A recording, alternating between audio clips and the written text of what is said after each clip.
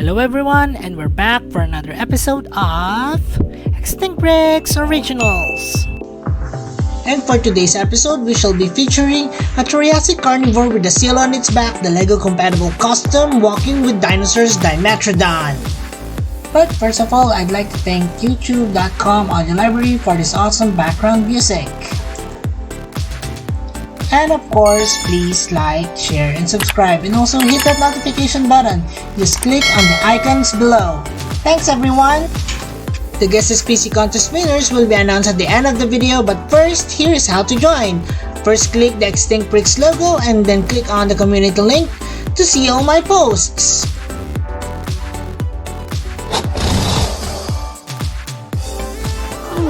Such an awesome creature. I love the seal on its back. Well, anyways, let's move on with the making of the Dimetrodon. The base figure that I use for this is actually a Dimetrodon that is a Lego compatible custom. It's an alternative brand, and I just had to do some tweaks on the head as well as the tail, thus giving the figure additional articulation and also correction on the head sculpt itself. Now, after I have primed this Dimetrodon, I am now starting on with the base colors for it. The base colors on the underbelly as well as that of the tail would be this whitewash of gray and also greens with a little bit of yellow. Then I moved on to paint also the sail with that same base colors. The olive green that you see here will pretty much cover that of the head, the back, as well as that of the extremities. This same color will also be used as additional details to the tail, which you will be seeing a bit later. And here is what I'm talking about. The base will have different shapes of greens, while the ends will have more straight lines to it, as you can see here. This is very in keeping with the Dimetrodon in Walking with Monsters. As with my other figures, I usually start off with one side of the body and then finish it off with the other side, just to make it more symmetrical. Using the same olive green color, I added some white to it to make it several tones lighter, and then added several speckling on the body as well as that of the face. This will actually break down the solid green tone of the creature and make it a little bit softer on the eyes, like so. Subtle changes in the paint will actually produce good results in the end. After that, I mix an orange color and then slather it or put it on the entire sail of the Dimetrodon. This will create a good base of colors for when I add a gradient to it, putting some reds on the top and then putting several more details such as the black details on the end.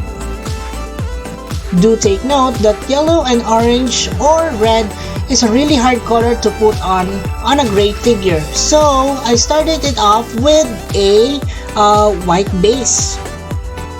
And so I move on with some details such as this dark green colors on the eyes. After this color, I would usually go on with the same colors that will be used on the entire body, such as speckling on the legs, on the back, and also that details on the back itself, or the sail. And here I am drawing on the details on the sail. You might see that it is looking a bit more black to it. I just added several more darker tones to the green that I was actually using on the face. So this is looking like a peacock on this end, but later on I will add several more details on it by adding several highlights on the eyes of these details. After this, I move on with details on painting the teeth as well as that of the eyes as well as the nails on this Dimetrodon. After all acrylic paint is dried up, I moved on with the details using my permanent pen. I do this very carefully so that I don't mess up the paint on the figure itself. So take your time doing this. And that would be the end of the making of the Dimetrodon. Now let us move on with some bricks. You can do it, and let's bolt in. This figure actually has 8 pieces to it. Now we have 2 pieces for the head. Let's attach the lower jaw. And this should do it. Snap it up. Now let's connect this to the body. Let's test it. And once it snugly fits, let's move on with the other parts. Let's put on the legs. Let's try this one and then the right. Now let's put on the hind legs. Let's start with the right and then with the left. And then to finish it off, let's connect the tail. And that should complete the Dimetrodon figure. Now it is time to move on with a closer look. Now here I am again with the Dimetrodon, and you can see here that this Dimetrodon is actually based off from the Walking with Monsters or Dinosaurs Dimetrodon. I also looked at the Dimetrodon on the Jurassic World Alive because it does have some dark pigments on the back. Usher will join us later, but now let's have this closer look. Now the main feature of this Dimetrodon is actually its sail, and you can see here that it's very colorful and it has this peacock-like details on its sail. Other than that, I did make changes to the scope of the head as well as the tail and also the front legs, just to make it more bulkier. Now the bottom of the figure will have this, and also made several adjustments to the back of the feet because it won't fit a base plate, but now it does. Now examining the additional articulation that I put into this, the head can be twisted like so. Also the mouth can be opened. The tail can also be twisted. As per the last figure that it was, there were no additional articulations such as that. Of course, the legs can move like so. Simple as that. That's the Lego compatible custom Dimetrodon. Now we can move on with size comparisons. And of course, I'll be bringing out Usher back here for some size comparisons. And you can see here that Usher is actually just about the right size and proportion to the Dimetrodon here. Alright, oops, he fell down. Well, anyways, now we can compare the Dimetrodon with some of my other custom creatures. Now I'm thinking of comparing it with other creatures that I had so far with sails. And for our first victim, this is the main protagonist of Jurassic Park 3, the Spinosaurus.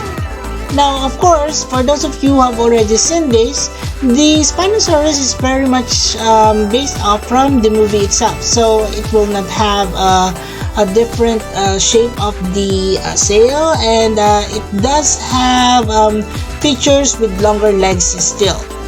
Now, comparing the Dimetrodon, of course, it is much smaller than the Spinosaurus, although I think the sail of the Dimetrodon is very much similar or the same height as that of the Spinosaurus, or even taller.